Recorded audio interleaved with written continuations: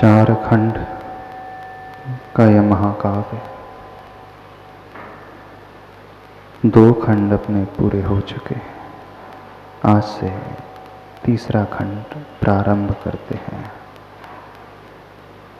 Page number 187 तक दूसरा खंड हो गया था। 187 कंप्लीट हो गया। अब तीसरा खंड प्रारंभ हो रहा है। वैसे 189 पेज नंबर इसमें है, पर 269 पेज नंबर निकाल लीजिए, क्योंकि प्रिंट जो होकर के तीसरे खंड का पहला पेज चौथे खंड में लगा हुआ है, ये थोड़ी सी प्रिंटिंग मिस्टेक है। पाप का प्रक्षालन, पुण्य का पालन। चार खंडों में विभाजित यह महाकाव्य ग्रंथ है। विगत कई दिनों से इसकी यात्रा चल रही है। पहला खंड, जिसका नाम था संकर नहीं वर्ण लाभ। दूसरा खंड था शब्द सो बोध नहीं, बोध सो शोध नहीं। 187 तक यह दूसरा खंड कंप्लीट हो चुका है। अब तीसरा खंड जो प्रारंभ हो रहा है, पुण्य का पालन, पाप का प्रक्षालन, इसका टाइटल आचार्य भगवान ने दिया है। अभी तक जो विषय हो चुका है इस महाकाव्य में, शिल्पी के द्वारा नदी के किनारे से उस माटी को लाना, माटी को छानना, उस माटी में मिले हुए कंकरों, अशुद्धि, विकृतियों को दूर करना, ये पूरी यात्रा का वर्णन पहले खंड में किया गया। दूसरे खंड में उस माटी को लौंदे बनाने की प्रक्रिया, जल आदि से मिलाकर के चाक में रखने की प्रक्रिया, विशेष आकार देकर के कुंभ के निर्माण की प्रक्रिया, विस्तार से अपन सभी ने इस विषय को समझ लिया है। जहाँ यात्रा छूटी थी, वह शिल्पी बने हुए उस कुंभ को सुखा रहा था, अपने ही उपाश्रम में उस स्थान में रख कर के। शिल्पी उस कुंभ को छोड़ कर के कहीं चला जाता है और ऊपर आकाश में वो बदलियों की रचना को देख कर के एक भाव पैदा हो रहा था उपसर्ग का, क्योंकि कुंभ के लिए आवश्यकता गर्मी, ताप की होती है, और जब काले मेघ छा जाते हैं तो बारिश की संभावना हो जाती है। इसी विषय को अब तीसरे खंड में आगे बढ़ाएंगे, लेकिन आचार्य भगवान ने बहुत अच्छे से श्रावकों के लिए इस खंड को जोड़ करके लिखा है कि श्रावक का जीवन पापमय होता है। पाप को धोने का उसे उपाय करना चाहिए, पुण्य को बढ़ाने का उपाय करना चाहिए। कैसे वह पाप को धो सकता है, अथवा वो कैसे पाप को कमाता है, किन विचारों के माध्यम से, कैसी उसकी सोच होती है, कैसे उसके बोल होते हैं, और क्या क्या वो जीवन में गलत क्रियाएं करता है, जिसके द्वारा उसका जीवन पापमय हो जाता है। जब पाप का भार बढ़ जाता है तो जीवन में बहुत सारी परेशानियां आने लगती हैं, संकट के बादल उपस्थित होने लगते हैं। उस संकट को धोने का उपाय आप लोगों के जीवन में, श्रावक के जीवन में, धर्म का अनुपालन करना और पुण्य को उपार्जन करना, उसी के माध्यम से आप अपने जीवन के संकट को धो सकते हैं। तो बहुत सुंदर तरीके से इस मूक माटी महाकाव्य का आश्रय लेकर के वह शिल्पी और कुंभ आदि की यात्रा को निमित्त बना करके, और आप लोगों के जीवन में जो आने वाली विघ्न बाधाएं हैं, निमित्त के ऊपर आधारित रहती हैं, दूसरे लोगों के ऊपर आधारित रहती हैं। कैसी उनकी सोच, कैसी उनकी लेशाएं आदि होती हैं, इन सब का वर्णन आचार्य भगवान इस तीसरे खंड में करेंगे। और जो व्यक्ति धर्म को अपना लेता है, कैसे वह विजय प्राप्त करता है, इसको भी बहुत अच्छे सुंदर तरीके से आचार्य भगवान हम सब के लिए समझाएंगे। अधिकांश जीवन आप लोगों का पापमय में ही होता है, पाप क्रियाओं को करते हुए ही बीतता है। बहुत कम अवसर होता है जब पुण्य का लाभ आप लोग प्राप्त कर पाते हैं या पुण्य के कार्य कर पाते हैं, या यूं कहें करना नहीं चाहते हैं। तो उसी प्रसंग को इसके माध्यम से देखें। 269 नंबर पेज नंबर खोल लीजिए।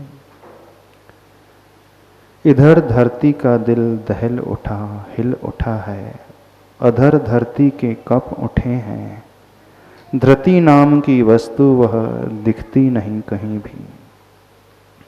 क्या प्रसंग चल रहा था? जब देखा ऊपर आसमान में घने घने काले बादल छा चुके हैं और बारिश की पूरी संभावना नजर आ रही है। घनघोर बादलों के उपस्थित होने पर बारिश भी घनघोर होती है।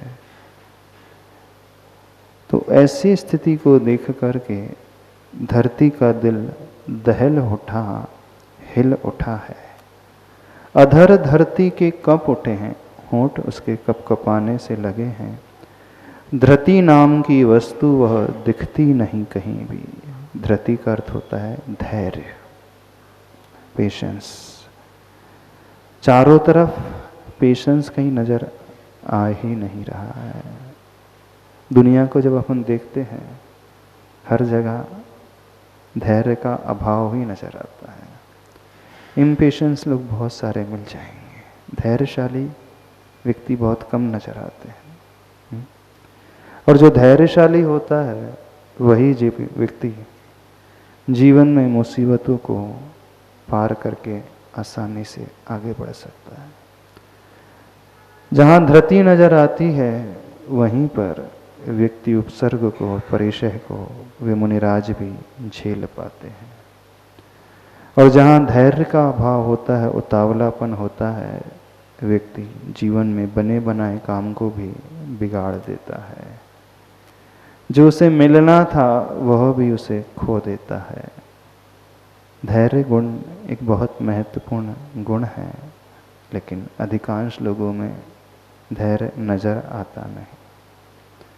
तो यहाँ आचार्य भगवान कह रहे हैं, धरती नाम की वस्तु वह दिखती नहीं कहीं भी।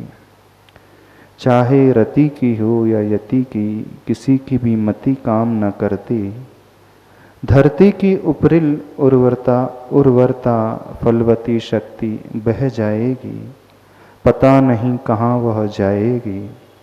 प्राय यही सुना है कि नभचरों से भूचरों को उपहार कम मिलता है, प्रहार मिला करता है प्रभुत। असंयमी संयमी को क्या देगा, विरागी रागी से क्या लेगा। और सुना ही नहीं कई बार देखा गया कि नियम संयम के सम्मुख असंयम ही नहीं यम भी अपने घुटने टेकता दिखा है। हार स्वीकारना होता है नभश्चरों सुरासुरों को। उपमा अलंकार का प्रयोग कर रहे हैं आचार्य भगवान। उन नभश्चर यानी नभ में चरने वाले अथवा नभ में उड़ने वाले बादल। अब जब चारों तरफ इस प्रकार का माहौल छा चुका है तो कहीं भी आशा की किरण नजर आ नहीं रही है। यह निश्चित सा प्रतीत हो रहा है कि अब तो उपसर्ग होकर के ही रहेगा। तो चाहे रति की हो या यति की, किसी की भी मति काम न करती। रति का अर्थ यहाँ पर किसे कहा गया है? जो भोगों में डूबा हुआ भोगी है, जो विषय वासनाओं में डूबा हुआ है, ऐशो आराम के जीवन को ही अपना जीवन मानता है, जिसे धर्म आदि से कुछ भी लेना नहीं है, जिसके जीवन में सिर्फ और सिर्फ इंद्रियों के विषय लगे हैं, पैसों की अंधाधुंध दौड़ लगी है, जिसे पंचेंद्रियों के अलावा कुछ भी नजर नहीं आता है, वह व्यक्ति कौन कहा जाता है? भोगी। चाहे वो स्पर्शन इंद्रिय संबंधी, खाने पीने संबंधी, कर्णेंद्रिय संबंधी, चक्षु अथवा घ्राणेंद्रिय संबंधी विषय अथवा मन का जो विषय होता है, भीड़ उन्हीं लोगों की ज़्यादा है। चारों तरफ ऐसे ही लोग नजर आते हैं। इन इंद्रियों के विषयों से ऊपर उठ करके कुछ अलग ही कार्य करने वाले बहुत विरले होते हैं। तो जो इंद्रियों के विषयों की ओर दृष्टि नहीं रखते हैं, वे योगी कहलाते हैं, यति कहलाते हैं। और जो इंद्रियों के विषयों में ही लगे रहते हैं, वे भोगी या रति कहलाते हैं। जब इस प्रकार का माहौल निर्मित हुआ तो क्या वातावरण पैदा हो गया? चाहे रति की हो या यति की, किसी की भी मति काम न करती। कुछ भी सूझ नहीं रहा है, ऐसा भीषण उपसर्ग होने वाला है। इस प्रकार से यहाँ पर लगाना। धरती की उपरिल उर्वरता फलवती शक्ति बह जाएगी, पता नहीं कहाँ वह जाएगी। न जब आंधी तूफान अतिवृष्टि होती है, मूसलाधार बारिश होती है, बादल जब फट से जाते हैं तो चारों तरफ बाढ़ का माहौल पैदा हो जाता है। इतना तेज पानी आता है, कुछ ही घंटों में कई कई इंच बारिश हो जाती है। जहाँ बादल फटते हैं ना, उत्तराखंड आदि राज्यों में सुना होगा आप लोगों ने। धरती बह ही जाती है, मानो धरती में रहने वाले वे प्राणी, वो फसल, वो मकान, वो सुविधाएं, सब कुछ तहस नहस हो जाती है। ऐसे भीषण माहौल को देख कर के व्यक्ति कांप सा उठता है कि अब कौन रक्षा करने वाला है। जब बहुत ज़्यादा घनघोर बारिश अतिवृष्टि होती है तब ऐसा होता है। तो उसका वर्णन आचार्य भगवान कर रहे हैं। तो धरती की उपरिल उर्वरता फलवती शक्ति बह जाएगी, पता नहीं कहाँ वह जाएगी।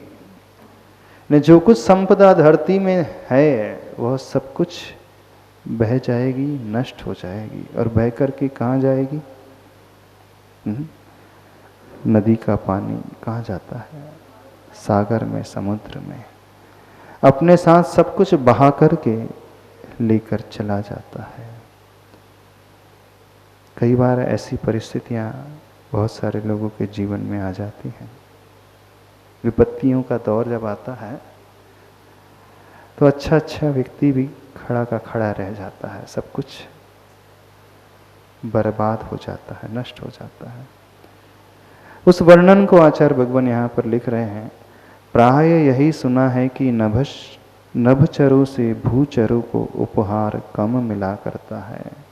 यानी जो ऊपर रहते हैं वो नभचर कहलाते हैं। विद्याधर जो होते हैं नभ में उड़ने वाले होते हैं, अथवा जो देवता आदि होते हैं, अथवा वो बादल यहाँ पर लगा लेना। तो नभचरों से भूचरों को उपहार कम मिला करता है, प्रहार मिला करता है प्रभुत। गिफ्ट तो नहीं मिलती है बल्कि आक्रमण ही होता है, प्रहार ही होता है। बड़े लोग छोटे लोगों को क्या देते हैं? बड़ों से छोटों को क्या मिलता है? आशीर्वाद। ये तो गुरु की बात हो गई। लौकिक क्षेत्र में जो बहुत बड़े से होते हैं वे दुनिया को लूटते से ही है ना। उपहार कम देते हैं, प्रहार, कष्ट, दुख ज़्यादा देते हैं। नहीं, दुनिया की अधिकांश संपत्ति, वैभव किसके पास है? कितने परसेंट लोगों के पास है? हार्डली 2% लोगों के पास है।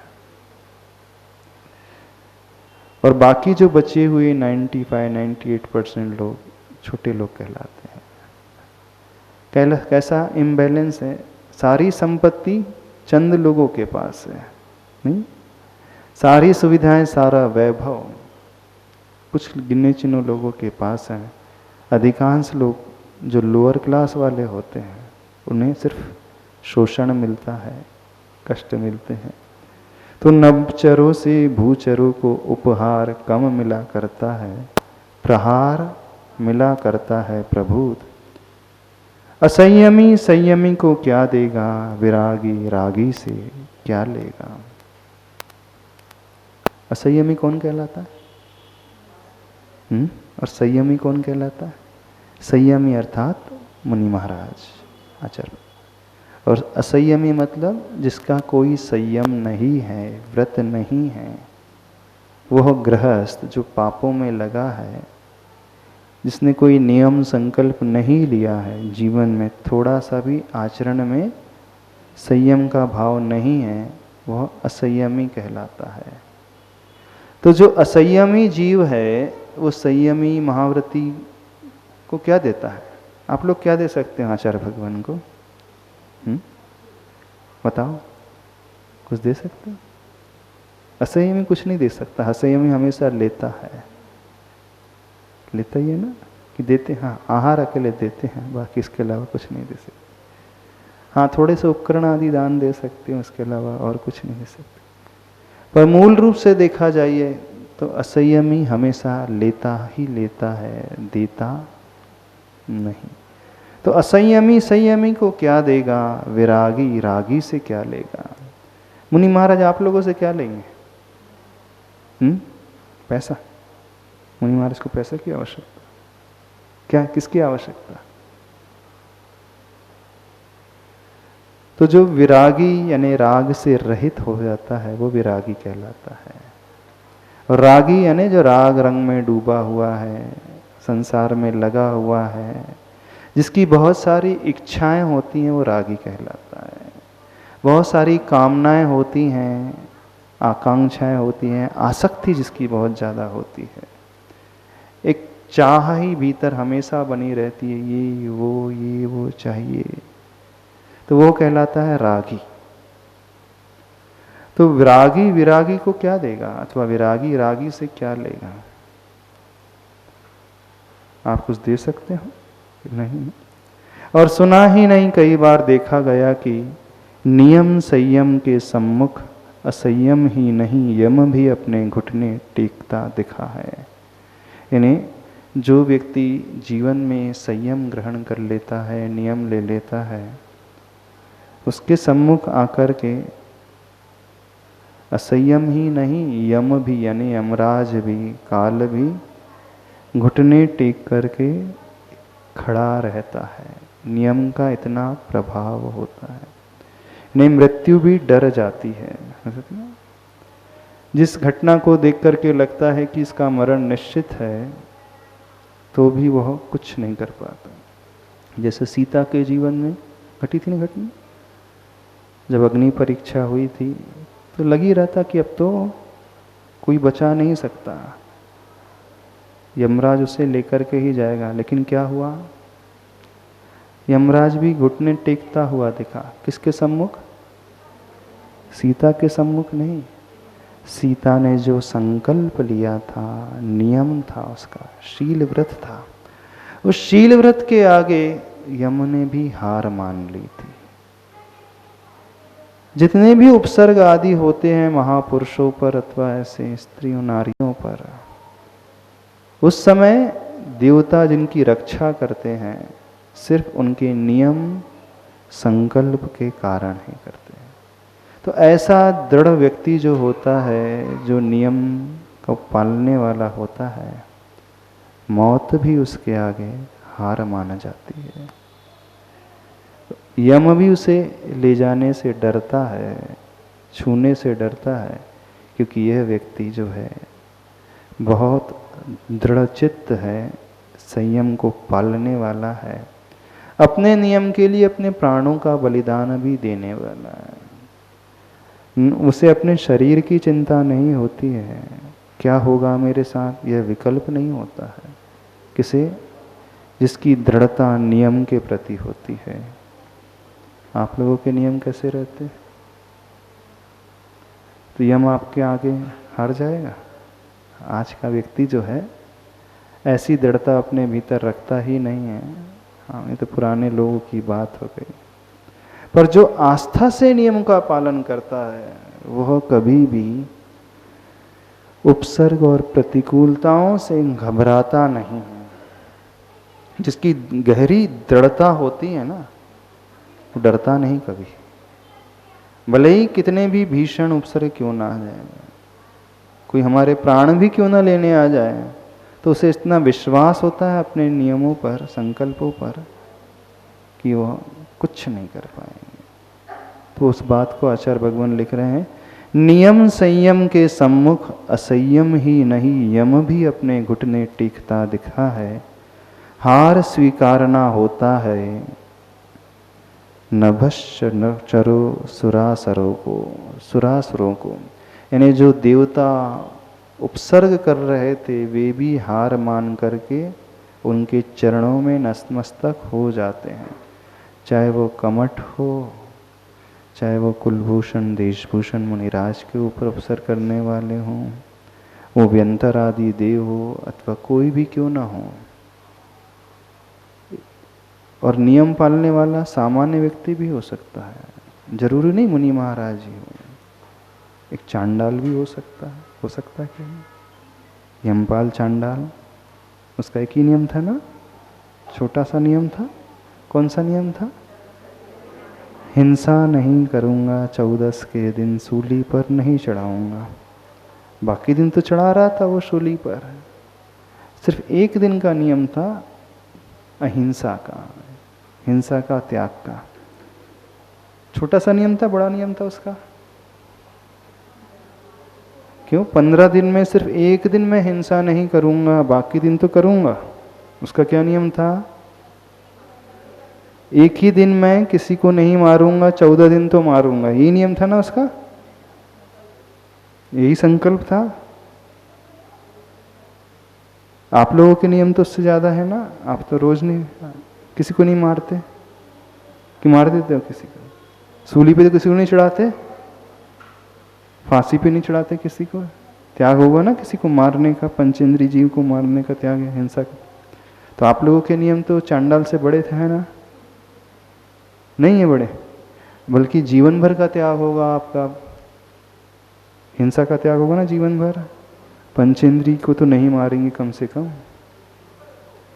और यमपाल चांडाल ने क्या नियम लिया था? महीने में सिर्फ 2 दिन। कितने दिन महीने में? क्या नियम था? मैं मारूंगा नहीं। तो आप तो उससे बड़े नियमधारी हो कि नहीं हो? ये पंडित नियम बड़े हैं कि नहीं आप लोगों के? तो फिर यदि उपसर्ग आ जाता तो देवता आ जाएंगे आपकी रक्षा करने? नहीं आएंगे। क्यों? जब एक चांडाल के लिए आ सकते हैं वो, जिसने सिर्फ एक दिन त्यागा था, तो आपके लिए नहीं आएंगे? बताओ, आ जाएंगे कि नहीं आएंगे? नहीं आएंगे। पंचम काल में, हाँ पंचम काल में भी आ सकते, क्यों नहीं आ सकते? उसके लिए क्यों आए थे? नियम के लिए नहीं आए थे, वो नियम को छोड़ने के लिए, प्राणों का बलिदान देने के लिए भी तैयार हो गया था, लेकिन नियम नहीं छोड़ा था उसने, तोड़ा नहीं था। भले ही मरता हूं तो मर जाऊं, राजा ने मृत्युदंड सुना दिया तो भी उसने नियम, तो एक तरफ प्राण छूट रहे थे और दूसरी तरफ उसे लोभ भी दिया जा रहा था, यदि तोड़ दोगे तो राजकुमार के शरीर के आभूषण, हीरे जवाहरात, सोना चांदी, माला सब मिलने वाली थी। तो एक तरफ उसको फायदा भी बहुत हो रहा था, यदि वह, क्या नियम था 14 को? हिंसा नहीं करने का। राजा ने क्या दंड सुनाया था? कथापति पढ़ा है, पढ़ी है सबने? नहीं पढ़ी? कि उसी दिन उस राजकुमार को फांसी देना है, और फांसी देता तो उसे खूब सारा इनाम भी मिलता और प्राणों से हाथ भी नहीं धोना पड़ता। तो एक तरफ लोभ भी मिल रहा था और दूसरी तरफ प्राण भी बच जाते। तो उसे क्या करना चाहिए था? नियम तोड़ देना चाहिए था कि नहीं? आप होते तो तोड़ देते कि नहीं? अच्छा, कोई आपके गर्दन पे तलवार रख दे, जिसका नियम है मैं रात्रि भोजन नहीं करूंगा। कितने लोगों का नियम रात्रि भोजन का त्याग? कोई आपकी गर्दन में तलवार रख दे, देखो आज आपको खाना है, यदि खा लोगे तो बच जाओगे, नहीं खाओगे तो गर्दन अलग हो जाएगी। कर लोगे तो ये, हाँ। यदि आपने रात्रि में भोजन नहीं किया तो गर्दन अलग, और खा लोगे तो छोड़ दिए जाओगे। क्या करोगे? नहीं खाओगे। अरे छोटी छोटी बातों में नियम तोड़ देते हो, कोई फंक्शन होता है तो तोड़ देते हो, बाहर जाने कोई शादी की पार्टी होती तो तोड़ देते हो आप लोग नियम, थोड़े से लोभ के कारण तोड़ देते हो, नहीं तोड़ते हो। हाँ, बाहर की छूट, जितने भी बाहर की छूट रखने वाले हैं वो सब कैसे हैं? नियम को तोड़ने वाले ही तो हैं। देखो, जिन्होंने जीवन भर के लिए हिंसा का त्याग कर दिया, उसके लिए देवता नहीं आ रहे कि चांडाल के लिए आ रहे हैं? कैसी बड़ी बात है। बस उसके लिए वो आते हैं जो अपने धर्म के लिए, नियम पालन के लिए अपने जान की भी परवाह नहीं करता है। इतनी दृढ़ता जिसकी होती है ना, तो उसके पास आते हैं। है किसी में इतनी दृढ़ता? जान जाती है तो जाए, लेकिन मेरे नियम नहीं जाए। है किसी की इतनी दृढ़ता? डॉक्टर बोले इंजेक्शन लगवा लो, नहीं तो ऊपर चले जाओगे, तो आप बोलोगे हाँ, हमारा आचार्य जी के पास जाकर प्रायश्चित ले लेंगे कि इंजेक्शन में क्या जाता है? हो जाएगा कि नहीं ऐसा? अब ठीक है, कोई तलवार नहीं रख रहा है, बीमारी ऐसी हो गई है, इंजेक्शन लगाना जरूरी है, जिसमें हिंसा हुई है पंचेंद्रिय की, तो कितने लोग लगवा लेंगे? दवाई खा लेंगे? अब सब खा लेंगे दवाई। खा लोगे कि नहीं? इंजेक्शन लगवा लोगे? क्यों? महाराज जी, जान है तो जहान है, जान बचेगी तो हम करेंगे, नहीं है तो? थोड़ी सी प्रतिकूलता आती है। कहने का अभिप्राय यह है कि व्यक्ति अपने नियमों को ताक पर रख देता है। प्राण नहीं भी जा रहे हैं, थोड़ी सी प्रतिकूलता आने पर वो छोड़ने के लिए तैयार हो जाता है। जान की तो बहुत बड़ी बात हो गई, हो जाती भोजन त्याग। अभी तो हाथ की रेखाएं दिख रही हैं, फिर खा लो, पी लो, ऐसे होता है। नहीं, कितना वो लोभी होता है, कितनी उसकी अस्थिरता होती है, ये बताया जा रहा है आज। और आचार्य भगवान कह रहे हैं, नियम संयम के सम्मुख असंयम ही नहीं, यम भी अपने घुटने टेकता दिखा है। हार स्वीकारना होता है नभश्चरो सुरासरों को। वो देवता भी उसकी पूजा करने के लिए उतर करके आ जाते हैं। किसके लिए? जो नियम के लिए मरने को तैयार हो जाए, तोड़ने के लिए तैयार ना हो जाए, उसके लिए आते हैं। और पंचम काल के ऐसे भक्त हैं, सब छूट लेने करके नियम लेने वाले हैं, धर्म करने वाले हैं, सब दोष लगा करके धर्म करने वाले। ऐसी है कि जो भी नियम आपने लिए हैं, नियम छोटा बड़ा नहीं होता है, नियम के प्रति हमारी दृढ़ता कैसी है उस पर वो आधारित होता है। भले ही उसने एक दिन की हिंसा का त्याग किया था, लेकिन वो मरने के लिए तत्पर हो तैयार हो गया था। लेकिन आज के लोग कोई भी मरने के लिए तैयार नहीं होंगे। भले ही आपका जीवन भर त्याग है, उस वो को मायने नहीं रखता, क्योंकि आपने छूट लेकर के रखी है ना। बुरे वक्त, बुरे दिनों की हम छूट, परेशानी आएगी तो छूट, प्रतिकूलता की छूट, आपके जो भी नियम है, चाहे वो अभिषेक पूजा का हो तो बाहर की छूट, बीमारी की छूट, बुखार आ जाएगी तो छूट, चाहे स्वाध्याय का नियम हो, माला का नियम हो, तो आपका स्वाध्याय का नियम भी टूट जाता है, माला का भी टूट जाता है। क्यों? वो दृढ़ता नहीं है। चमकाल में रहने वाले जितने भी लोग हैं, धर्म करने वाले, दिखावा ज़्यादा करते हैं, प्रदर्शन ज़्यादा करते हैं, आस्था नहीं हो अधिक होती है। फल हमें दृढ़ता से मिलता है, समर्पण से मिलता है। आगे पेज नंबर 189 निकालो। अब यहाँ से तीसरा खंड प्रॉपरली शुरू हो रहा है। वो एक पेज में स्प्रिंट होकर के पीछे चला गया था, वो चौथे खंड का पहला पेज बन गया था। अब 189, उसके बाद यात्रा शुरू हो रही है। जब कभी धरा पर प्रलय हुआ, यह श्रेय जाता है केवल जल को। धरती को शीतलता का लोभ दे इसे लूटा है, इसीलिए आज यह धरती धरा रह गई है।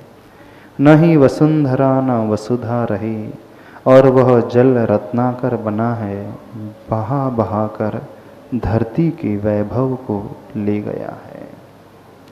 क्या कहा जा रहा है?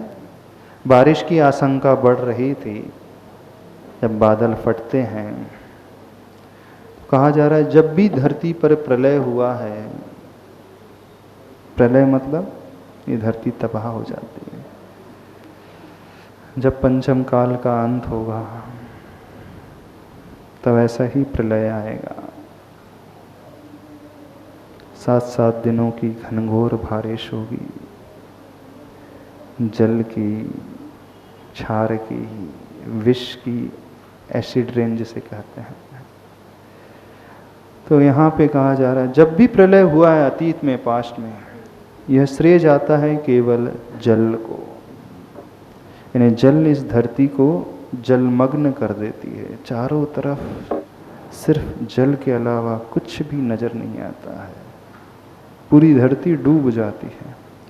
धरती को शीतलता का लोभ दे इसे लूटा है, इसीलिए आज यह धरती धरा रह गई है। बहुत अच्छी आचार्य भगवान धारणा बना करके हम सबके लिए बात बता रहे हैं साहित्य के माध्यम से। धरती को शीतलता का लोभ दे इसे लूटा है उस जल ने। क्या लोभ दिया कि मैं बरस जाऊंगा, बादल बरसेंगे तो ये धरती की तपन दूर हो जाएगी, धरती शीतल हो जाएगी। और ऐसे लोभ देकर के वो इतनी ज़्यादा बारिश आ जाती है कि धरती की सारी संपदा ही लुट जाती है। इसीलिए इसे लूटा है, इसीलिए आज यह धरती धरा रह गई है। यानी सब कुछ नष्ट हो गया, बस धरी की धरी रह गई है। नहीं वसुंधरा ना वसुधा रही। धरती का एक नाम धरा भी है। न ही वो वसुंधरा, वसुंधरा किसे कहते हैं? धरती का दूसरा नाम वसुंधरा भी है, वसुधा भी है। संस्कृत में बहुत सारे नाम हैं। वसुंधरा इस कारण जहाँ धन का दान होता है, जहाँ धन होता है, वसुंधार्यति इति वसुंधरा। यानी वसु का अर्थ होता है धन, जहाँ धन वैभव होता है वो वसुंधरा कहलाती है अथवा वसुधा कहलाती है। तो बोले धरती प्रलय के बाद मात्र धरा रह गई है, न ही वसुंधरा रह बची न वसुधा बची। यानी जो भी संपत्ति थी उसकी सब बह गई, नष्ट हो गई। और वह जल रत्नाकर बना है। वो जल बह करके कहाँ जाता है? सागर में। सागर का दूसरा नाम क्या है? रत्नाकर। रत्नाकर क्यों नाम है? उस समुद्र में बहुत सारे रत्न रहते हैं। तो समुद्र में रत्न कहाँ से आ गए? प्रलय के माध्यम से धरती के रत्न को बहा करके वह जल लेकर के गया और समुद्र ने उसे अपने भीतर छिपा करके रख लिया। तो धरती तो लुट गई और समुद्र जो है भर गया है रत्नों से, इस कारण उसका नाम रत्नाकर। तो वह जल रत्नाकर बना है, यानी जल अपने साथ इस संसार के वैभव को ले गया, बहा बहा कर धरती के वैभव को ले गया है। आचार्य भगवान की बहुत सुंदर कल्पना देखना। पर संपदा की ओर दृष्टि का जाना अज्ञान को बताता है, और पर संपदा हरण कर संग्रह करना मोह मूर्छा का अतिरेक है। यह अति निम्न कोटि का कर्म है, स्वपर को सताना है, नीच नरकों में जहाँ जीवन बिताना है।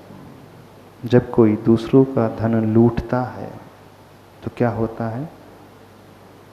पर संपदा की ओर दृष्टि का जाना अज्ञान को बताता है।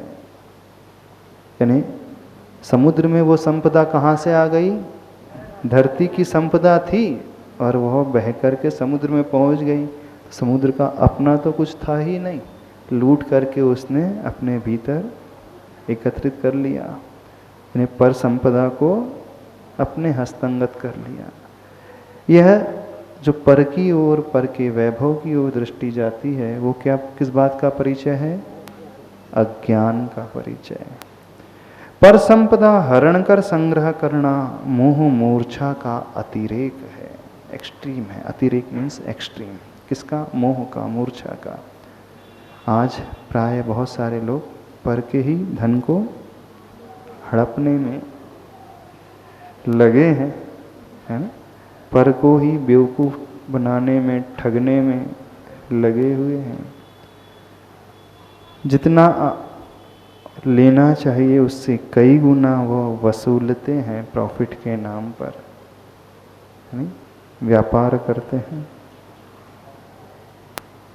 नहीं होता आज का व्यापार। जितनी मार्जिन ली जानी चाहिए उससे वो कई गुना। तो जब एक्स्ट्रा मार्जिन ली जा रही है, इसका मतलब है पर की संपदा को भी तो संग्रहित कर रहे हैं, जोड़ रहे हैं। यह मोह मूर्छा का अतिरेक है।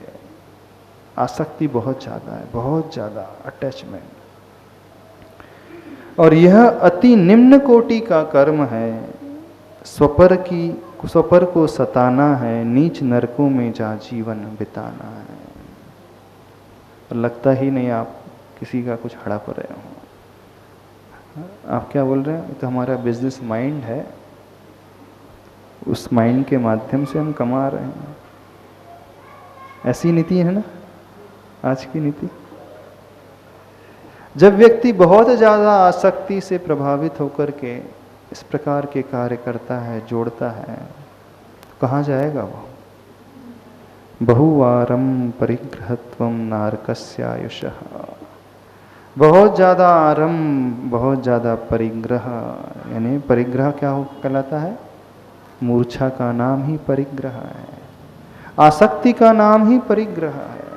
आसक्ति रूट कॉज है, कारण है मूर्छा। और उसी मूर्छा के द्वारा वो जोड़ने में लगा रहता है।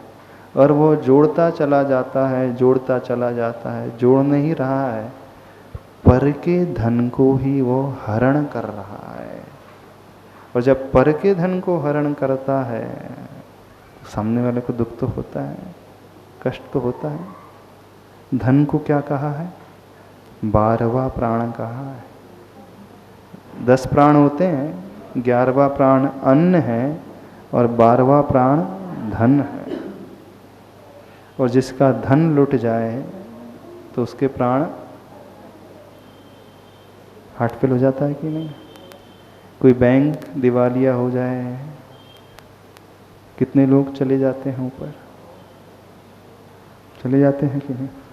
हो सकता है ऐसा? कितने लोगों का साथ ऐसा हो सकता है?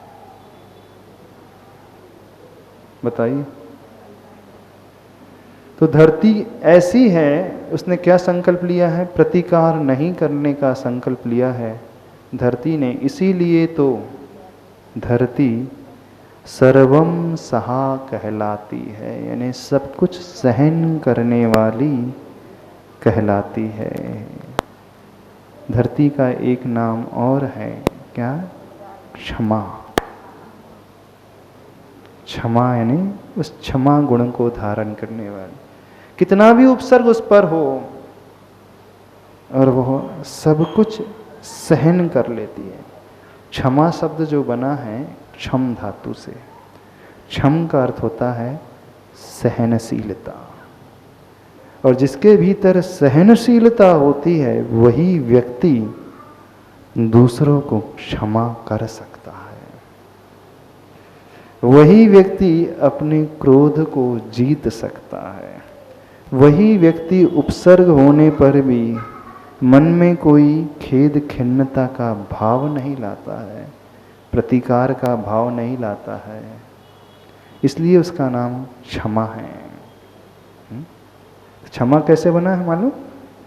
क्षम धातु से, यानी सहनशीलता होना। तो धरती का इसका दूसरा नाम क्षमा है। सबके लिए धरती हमेशा देती है, 1 इंद्री से लेकर 2 इंद्री, 3 इंद्री, 4 इंद्री, पंचेंद्री जीवों को भी देती है। सबके लिए देती है, लेकिन धरती को कोई कुछ नहीं देता। धरती के ऊपर कोई मल विसर्जित कर देता है, लेकिन धरती उसके बदले में भी खाद के रूप में उसे लौटाती है। नहीं, धरती के ऊपर कोई गंदगी भी कर दे तो भी धरती रुष्ट नहीं होती, बदले में उससे कुछ अच्छा ही लौटाती है। इस कारण धरती का नाम क्षमा है, यानी वो बहुत ज़्यादा सहनशील है। तो सहनशीलता ही व्यक्ति को क्षमा गुण से पूरित करती है। यदि हम अपने भीतर क्षमा चाहते हैं, जिन लोगों को शिकायत है ना, बहुत सारे लोग प्रश्न करते हैं, गुस्सा बहुत जल्दी आ जाता है, क्रोध बहुत जल्दी आ जाता है, क्रोध जीतते नहीं बनता है, क्या करें, कौन सा उपाय, कोई मंत्र तो बताओ महाराज जी जिससे क्रोध को जीत सकें, क्षमा अपने भीतर ला सकें। तो कैसे क्षमा आएगी, उसका मंत्र जानते हो? अपने भीतर पेशेंस लाना सीखो, धैर्य लाना सीखो। जितनी सहनशीलता बढ़ेगी उतना ही हमारा क्षमा गुण विकसित होगा।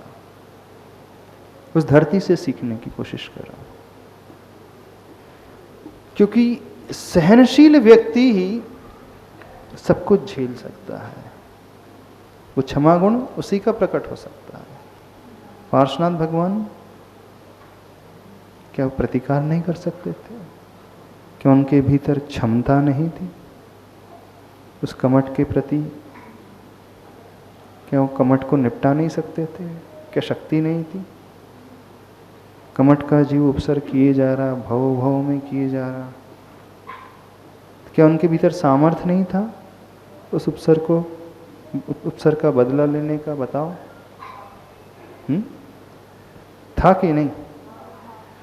तो क्रोध वही जीत सकता है, गुस्से के ऊपर वही विजय पा सकता है जो सहनशील होता है। क्षमावान यानी वह सामर्थ्यवान। तो अपनी सहनशीलता बढ़ाओ तो ऑटोमेटिकली आप दूसरे के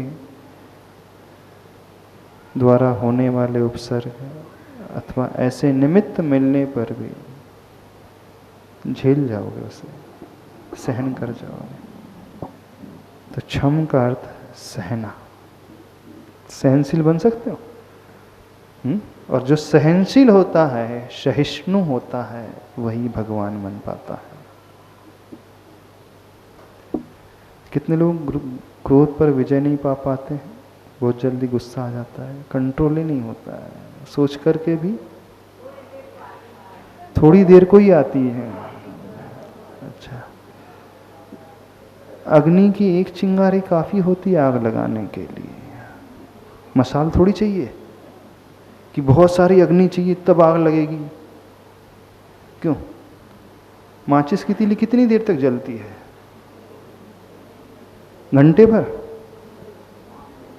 मिनट भर भी नहीं जलती है, कुछ सेकंड्स में ही वो बुझ जाती है। और एक माचिस की तीली जो कुछ सेकंड्स तक जलती है सफिशिएंट होती है आग लगाने के लिए, पर्याप्त होती नहीं होती। तो यदि माचिस की तीली ये कहे मैं कितनी कम समय तो जलती हूँ, उसके बाद तो मैं शांत हो जाती हूँ, माचिस की तीली क्या बोल रही? 5 सेकंड के लिए तो चलती हूँ, बस 5 सेकंड के बाद एकदम शांत। ठीक है, कुछ लोग बोलते कुछ समय के लिए गुस्सा आती है, बस ज्यादा नहीं आती, उसके बाद तो एकदम हम शांत हो जाते हैं। 2 मिनट बाद तो एकदम शांत हो जाते हैं। बस 2 मिनट का गुस्सा है तो 2 मिनट तो बहुत होता है डुबोने के लिए, आग लगाने के लिए, बर्बाद करने के लिए, किसी को जलाने के लिए। कम होता है। तो सब माचिस की तीली बन करके बैठे हैं क्या? बताइए क्या है? तो क्रोध को जीतने के लिए सहनशील होना सीखो। आप कितने भी उपाय कर लो, यदि आपके भीतर सहनशीलता नहीं है तो आप नहीं जीत पाओगे। खूब पढ़ लो, खूब प्रवचन सुन लो, खूब क्षमा धर्म की माला फेर लो, क्षमा के बारे में समझ लो, हाँ क्रोध नहीं करना चाहिए, ऐसा उससे कुछ नहीं होता है। कि नहीं, वो क्रोध उस शत्रु की भांति है। शत्रु के ऊपर विजय पाना है तो हमें उससे पावरफुल होना पड़ेगा। सिंपल सा प्रिंसिपल। वो जो शत्रु हमारे ऊपर आक्रमण करने आया अस्त्र शस्त्र से सहित है, तो हम कब जीतेंगे? जब हम उससे ज्यादा पावरफुल होंगे। तो क्रोध की अग्नि आ रही है तो हम इतने सहनशील हो जाए, इतने पावरफुल हो जाए, तो वो अपने आप हार जाएगी। नहीं समझ में आ रहा? तो बिना शक्ति सहनी की बढ़ाए हुए हम क्षमा धर्म अपने भीतर ला ही नहीं सकते। इस कारण क्षमा उसी की होती है जिसकी सहनशीलता होती है। तो सहनशीलता अपनी बढ़ाने की कोशिश करो, बढ़ाओ, सहो ना, क्या जाता है, उसी से कल्याण होता है। तो धरती भी ऐसी है, उसने प्रतिकार नहीं करने का संकल्प लिया है, इसीलिए तो धरती सर्वम सहा कहलाती है, सर्वम स्वाहा नहीं। आप कैसे हो? सर्वम स्वाहा। सबको स्वाहा करने में विश्वास रखते हो। मैं कम थोड़ी हूँ, ईंट का जवाब तो पत्थर से दूंगा। कमजोर हूँ क्या मैं क्यों सहन करूं? मैं क्यों दबूं? जब मैंने कोई गलती नहीं की है, क्यों, क्या बोलते हैं आप? जब हमने कोई गलती ही नहीं की तो हम क्यों सहन करें भाई? यही तर्क होता है ना? क्या कहा जाता है? जब हमने कोई मिस्टेक की ही नहीं तो हम क्यों झेलें, हम क्यों सहन करें? गलती सामने वाला करे और गुस्सा भी वो करे, ये तो ठीक नहीं। तो पार्श्वनाथ भगवान ने भी यदि ऐसे किया होता तो कैसा होता? अच्छा, पार्श्वनाथ भगवान की क्या गलती थी बताओ हमें? कोई गलती थी? कोई तो वो कमट का जीव हर भाव में आया जाए, हर भाव में निपटाया जाए उनको। अजगर के भाव में आए, ना भील के भाव में आए, ना मरुभूति के भाव में आए। जब जहाँ देखो हर भाव में उनको निपटाया जा रहा है। बेचारे पार्श्वनाथ भगवान हर भाव में सहन किए जा रहे हैं। बड़े दब्बू थे पार्श्वनाथ भगवान, बड़े डरपोक थे। नहीं थे? डरपोक नहीं थे? अरे झेले जा रहे हैं, ये भी कोई बात होती? तुरंत जवाब देते ईंट का पत्थर से, चुप बैठ जाता, वो शांत बैठ जाता। हाँ? 2 मिनट की तो बात थी, और क्या बात थी? इतना करने में क्या लगता उनको? फिर बढ़िया शांति से बैठा लेते, फिर बढ़िया शांति से बैठ कर ध्यान करते। हाँ, उपसर्ग अब दूर हो गया है कमठ का, अब हम पार्श्वनाथ भगवान सोच रहे हैं मैं समता से बैठ करके ध्यान करूंगा। यदि ऐसा करते तो क्या होता? हाँ, कमठ को थोड़ा शांति से बैठा लेते। बाएं हाथ का खेल था, चुटकियों का खेल था, उनका नहीं था। वो तीर्थंकर, पद को धारण करने वाले, वो कहाँ छोटा सा देव उनके आगे, इसके आगे सौधर्म इंद्र हमेशा रहता है, असंख्यात देव आते रहते हैं।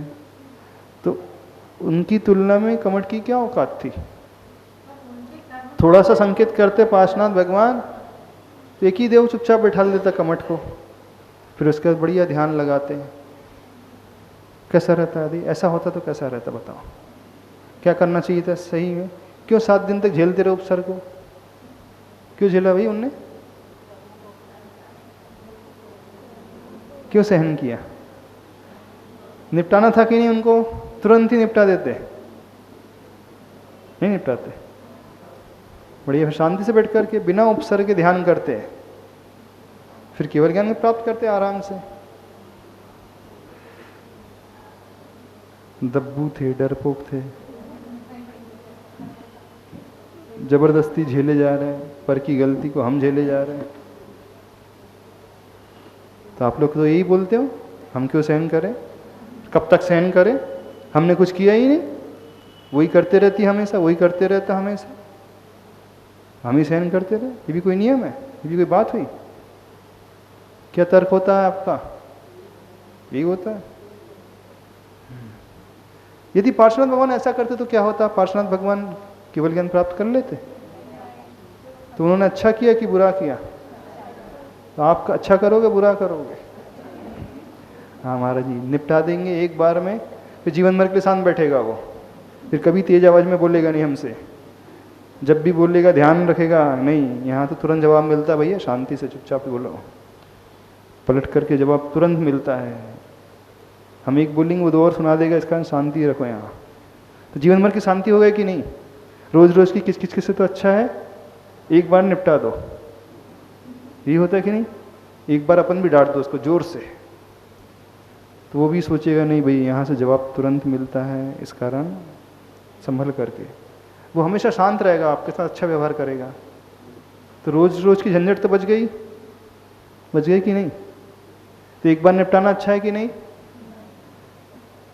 तो करते तो ऐसे ही सभी लोग, जितनी बहू हैं एक बार निपटा देती सासू को, सासू हमेशा शांत बैठती, भैया बड़ी तेज है, तर्रार है, शांति से बैठो, अच्छे से व्यवहार करना है। अथवा जितनी सासू हैं उसे निपटा देती हैं। हमें कैसे मालूम?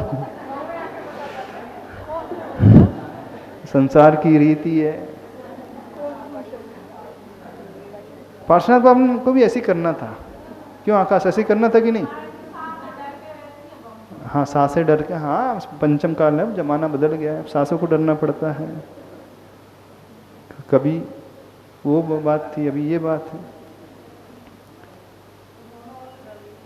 तो हाँ, कुछ को सासू से भी डरना है, कुछ बहुओं को भी से भी डरना है। बोले ऐसे बीच की पीढ़ी में फंसे हैं हम, इधर वो है उधर वो है, क्या है? तो सर्वम सहा कि सर्वम स्वाहा, कैसे हो आप? स्वाहा करने वाले हो, निपटाने वाले हैं, सभी लोग निपटाने वाले हैं, कम थोड़ी, हम कमजोर नहीं है। ईंट का जवाब तो पत्थर से, ठीक है ना? ऐसी महाराज जी आप लोग समझते नहीं, एक बार की चिक चिक ज्यादा अच्छी है, फिर उसके बाद हमेशा की शांति। लगता तो ऐसी है ना, एक बार जोर से बोल दो, फिर वो कभी पलट करके बोलेगा नहीं सामने वाला, तो अपन आराम से रहेंगे, फिर टेंशन फ्री। ऐसी लगता कि नहीं? रोज रोज कौन सुने, कब तक सुने, कहाँ तक सुने? एक बार जवाब दे दिए पलट करके। ऐसे ही पार्षद भगवान को भी करना था, एक बार दे देते। तो जैसे ही हम जवाब देंगे तो फिर ये चक्र तो हमेशा चलता रहेगा, कब रुकेगा? तो हम जो सहन करते हैं दूसरों के लिए नहीं, स्वयं की शांति के लिए। Forgive others not because they deserve the peace, but we deserve the peace. क्षमा करे दूसरों को इसलिए नहीं कि वो क्षमा का अधिकारी है, बल्कि इसलिए हम शांति पाने के अधिकारी हैं। हम इसलिए उसे क्षमा नहीं कर रहे हैं कि वो क्षमा के योग्य है, क्षमादान के योग्य है, बल्कि किस लिए क्षमा कर रहे हैं? हम शांति पाने के अधिकारी हैं, हमें शांति चाहिए, इस कारण क्षमा कर रहे हैं, ना कि उसके लिए। हम जब हम दूसरे को क्षमा करते हैं यह सोच करके जान दो क्षमा कर दिया, तो दृष्टि पर की ओर, हम उसके लिए कुछ कर ही नहीं रहे हैं, हम अपनी शांति के लिए कर रहे हैं। क्या समझ में आया? कुछ समझ में आया? आप क्षमा इसलिए नहीं करते हो कि मैं क्यों दबूं, आप ये भूल जाते हो हमें शांति से, सुख से रहना, आनंद से रहना, तो फायदा हमारा है, तो इसलिए हम कर रहे हैं, न कि हम उसके लिए गए। Forgive others not because they deserve the forgiveness, but we deserve the peace. वो क्षमा के योग्य हैं इसलिए क्षमा नहीं कर रहे हैं, बल्कि हम शांति के योग्य हैं, हमें शांति चाहिए इस कारण हम क्षमा कर रहे हैं। तो ऐसी सोच आते ही दृष्टि बदल जाएगी। अब हम अपने लिए कर रहे हैं और जिसमें हमें सुख मिले वो गलत थोड़ी है। समय आपका हो गया, हो गया समय। और सर्वम सहा होना ही सर्वस्व को पाना है, जीवन में संतों का पथ यही गाता है। यानी जो समय हमेशा सहता है वही व्यक्ति सर्वस्व को पाता है। जैसे पार्श्वनाथ भगवान, उन्होंने सहा तभी वह सर्वस्व यानी तीन लोक के वैभव को उन्होंने पाया, अनंत चतुष्टय को पाया। तभी हम पाएंगे, अन्यथा हम पाएंगे नहीं, हम खोएंगे। तो धरती भी इसीलिए सर्वम सहा कहलाती है, क्षमा कहलाती है, उसकी सहनशीलता है। क्या करें? ध्यान करना है। क्या करोगे ध्यान करके? कुछ होता तो है नहीं परिवर्तन। कुछ होता तो नहीं। चलो 5 मिनट कर लेते हैं।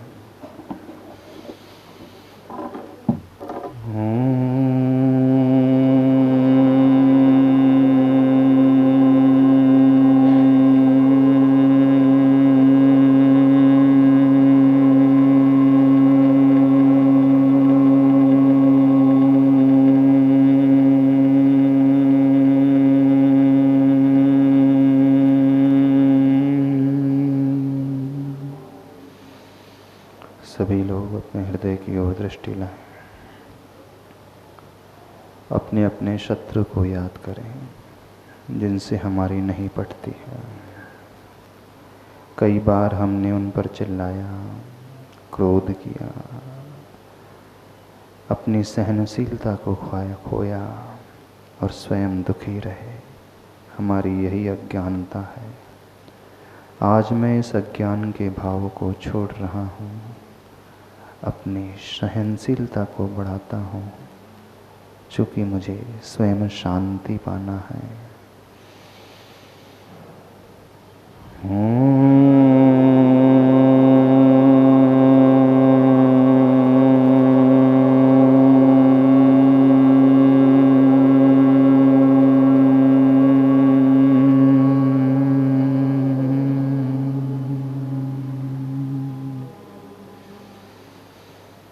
अपने मन को हल्का बनाएं, हृदय को हल्का बनाएं, उस वैर की भावना को छोड़ें, उस क्रोध की भावना को एकदम भीतर से निकाल करके अलग करें सहनशीलता के माध्यम से। क्रोध रहितो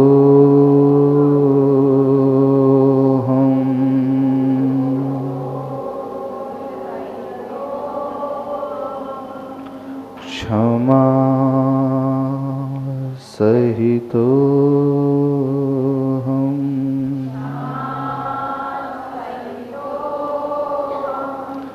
धैर्य सहितो हम,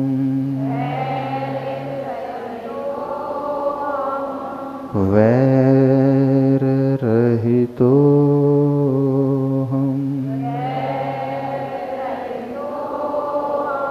शांत स्वरूपो हम, प्रशांत रूपो हम, क्रोध रहितो हम, क्षमा सहितो हम। दृष्टि अपने हृदय की ओर लाएं। उस क्रोध की भावना को निकाल करके फेंकें, वैर की भावना को हृदय से अलग करें।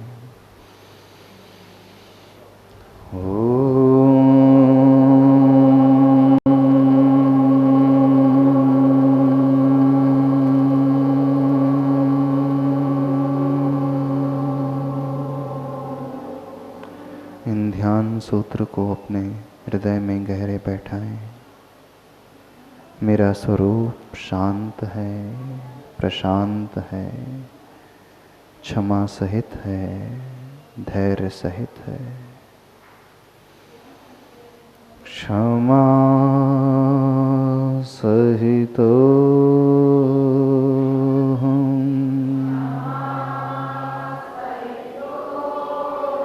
शांत रूपो हम, प्रशांत रूपो हम, शुद्धो हम, सिद्धो हम, सोहम। ओम परम शांति। ओम परम शांति। परम शांति। दोनों हाथों को रगड़कर पूरी ऊर्जा अपने भीतर लें। बोलिए भगवान महावीर स्वामी।